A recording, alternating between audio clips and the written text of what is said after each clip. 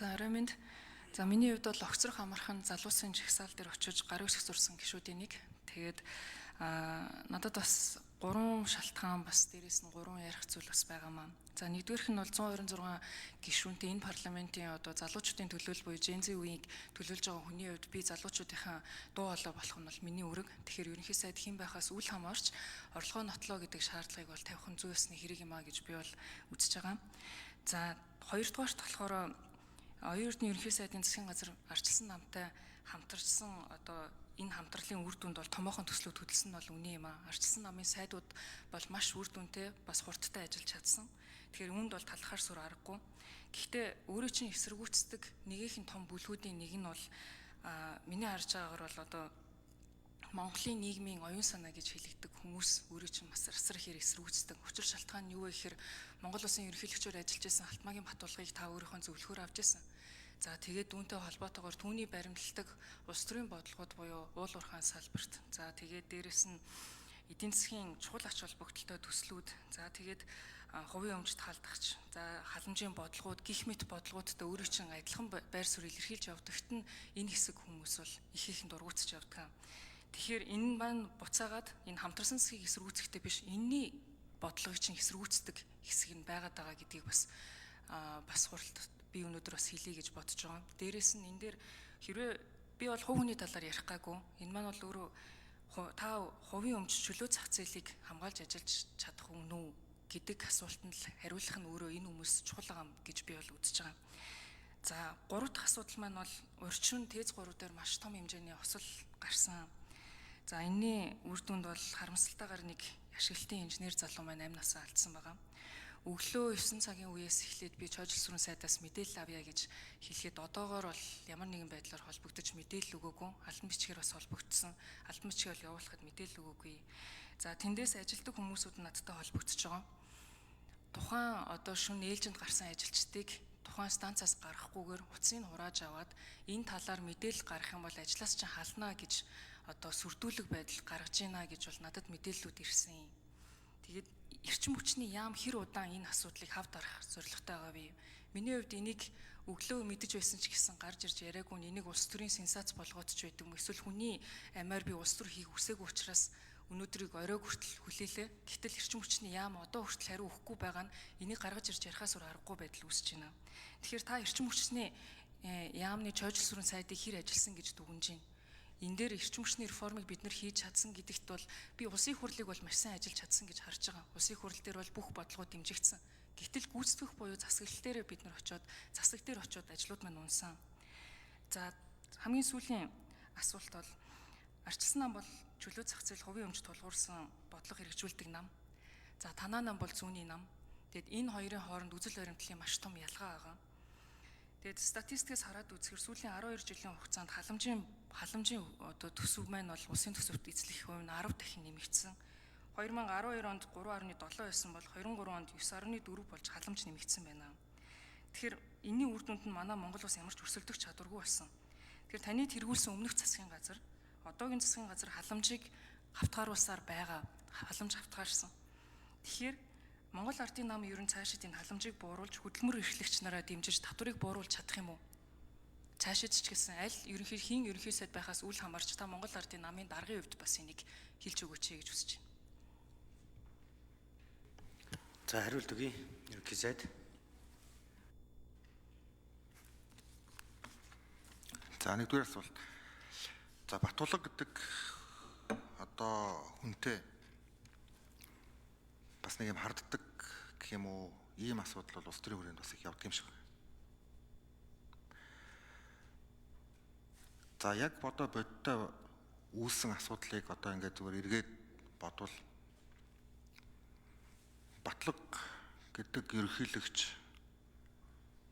одоо ерөнхийлөгчөөр ажиллаж байгаа хугацаанд энэ 6 жилээр нэг удаа гэдэг одоо үндсэн хуулийн энэ асуудал яригдчихсэн.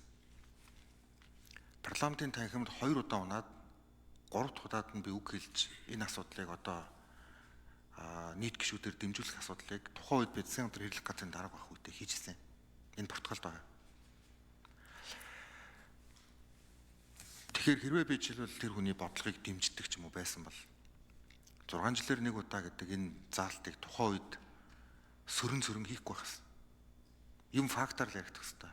Тэрнээс биш ямар нэгэн байдлаар ховоорч юм биш. Хоёр дахь зүйл танаа бүлгийн дарга Ганбат дарга мэдж байгаа. 6 жилээр нэг удаа гэдэг заалттай холбоотойгоор дэвших хэрэгтэй үгүй юу гэдэг асуудал үүссэн. За энэ асуудал намайг ерөнхий сайд болсны дараахан болсон.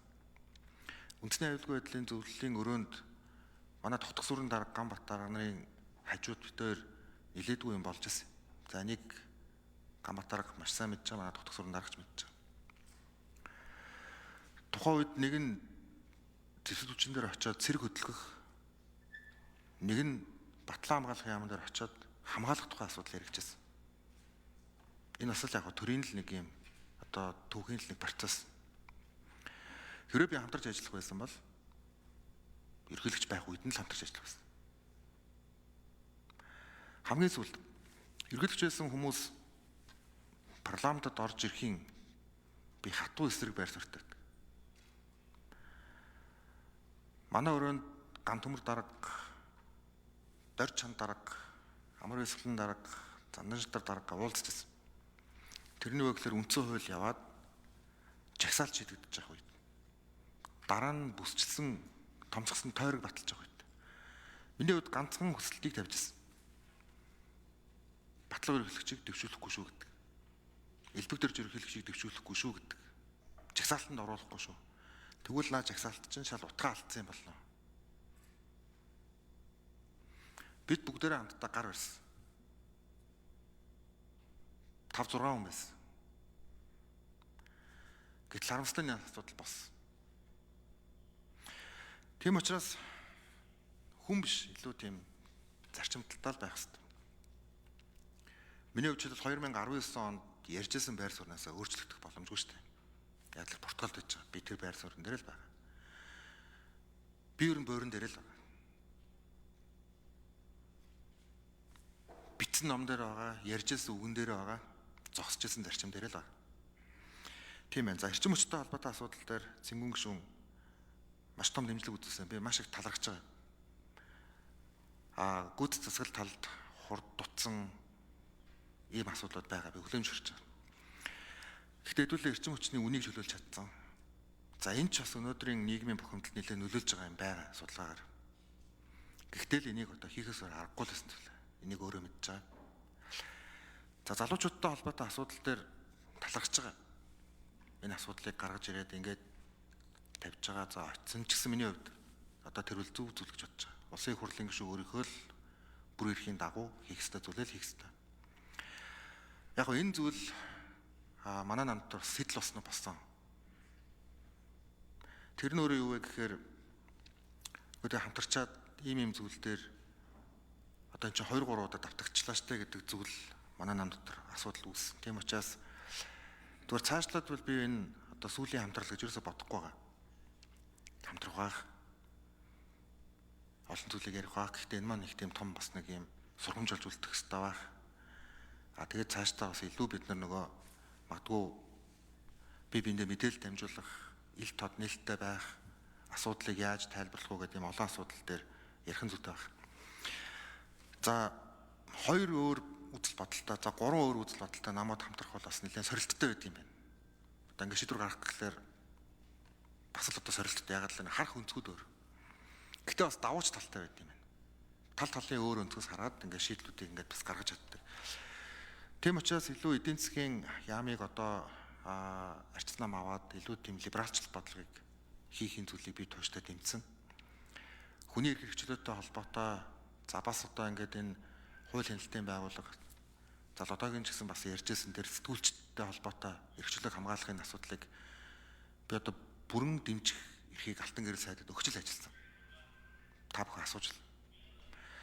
Гэхдээ Алтан гэрэл сайдаас өөрөөс нь үл хамаарсан асуудал бас зөндөө байсан. Та энийг бас яриарай. Тэрний үе гэхэлэр хууль зүйн сайд болсноор бас бүх зүйлийг шийдчих боломж байдгүй гэд та бүхэн олж харна. Тэгэдүүлээ энийгээ дүгнэлт хийгээд ингээд явах нь бол зүйтэй юм аа гэдгийг л бас хэлье. Тэгээд талархаж байгаа бас илэрхийлье.